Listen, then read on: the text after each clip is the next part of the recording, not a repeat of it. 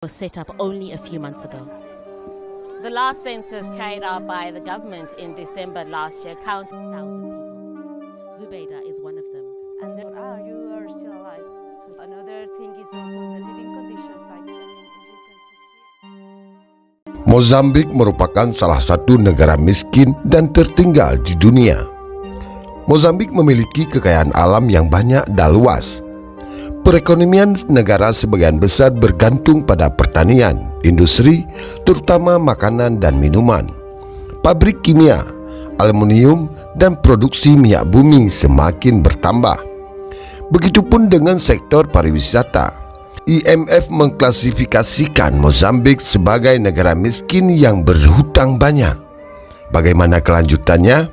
Simak video ini sampai selesai agar kita tidak gagal faham.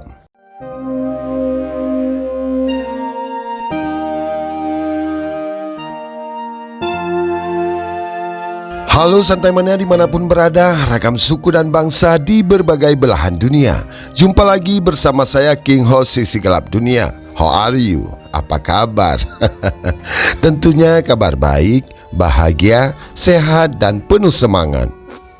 Lagi santai, santai aja. Lalu nikmatilah sejumlah informasi tentang dunia untuk Anda. Hanya di channel ini kami mengajak Anda untuk mengelilingi dunia hanya dengan sentuhan jari. Tidak lupa kami selalu ingatkan kita semua bahwa dari apa yang kita nonton hanyalah sebagai pembelajaran agar menambah wawasan dan pengetahuan. Negara yang kita kunjungi kali ini adalah negara Mozambik. Siapkan kopi dan bersandarlah. Inilah Sisi Gelap Dunia bersama tingkat kemiskinan di negara Mozambik.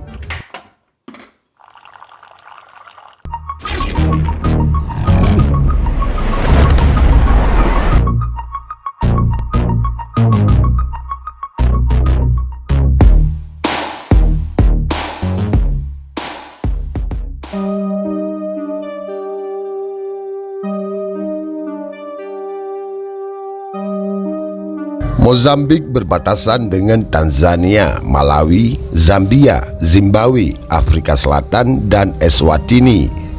Orang tinggal dan bekerja di daerah pedesaan.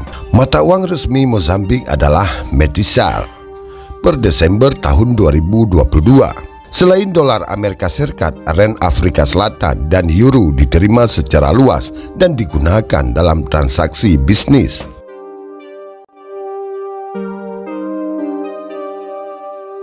Kepercayaan atau agama yang dianut oleh masyarakat Mozambik yaitu Kristen merupakan 57,2% dari populasi Mozambik. Muslim terdiri dari 20,9% dari populasi.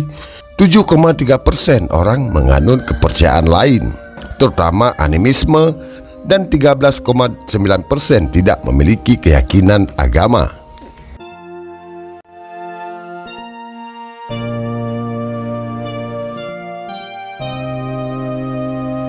Pada tahun 2023 ini, respon kemanusiaan di Mozambik Utara akan menargetkan 1,6 juta orang dari 2 juta orang yang paling membutuhkan bantuan dan perlindungan paling kritis di Cabo Delgado, Nampula, dan Niassa karena dampak berkelanjutan dari konflik bersenjata yang terjadi di negara ini.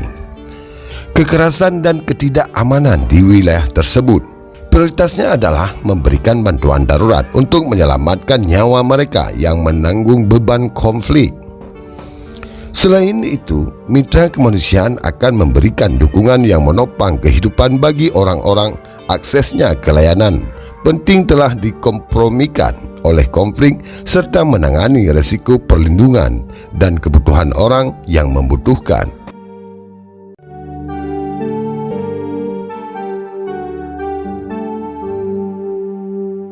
Orang-orang yang membutuhkan beban kasus pada tahun 2022 yang lalu mayoritas pengungsi, 70%. 70% tinggal di komunitas tuan rumah, sementara 30% di lokasi pengungsian.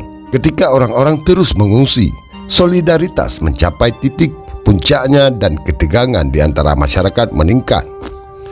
Keluarga terlantar yang tinggal di perkotaan dan pedesaan, dan di lokasi dan di luar lokasi harus menerima bantuan yang mereka butuhkan untuk bertahan hidup. Dukungan untuk komunitas tuan rumah juga harus diberikan.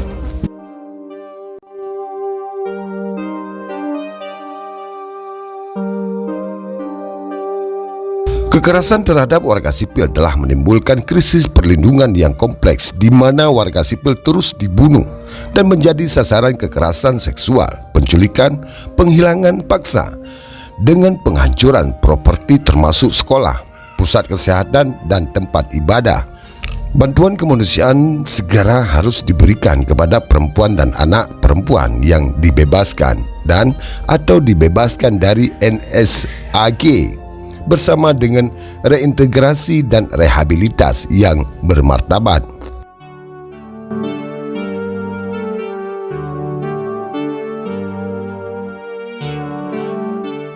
Konflik telah meninggalkan kerawanan pangan dan malnutrisi karena lebih banyak keluarga terpaksa meninggalkan rumah dan ladang mereka.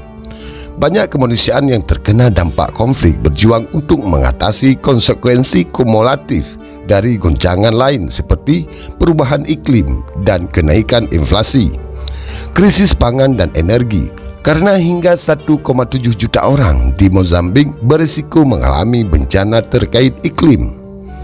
HRP tahun 2023 akan ditinjau jika terjadi bencana alam besar yang melanda negara tersebut, atau jika terjadi perubahan signifikan dalam konteks kemanusiaan secara keseluruhan.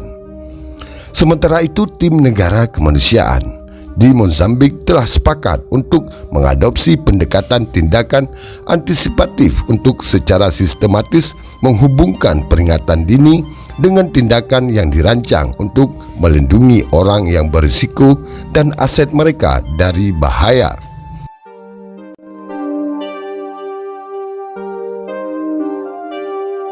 Selanjutnya, simpulkan sendiri apa kesimpulannya menurut Anda.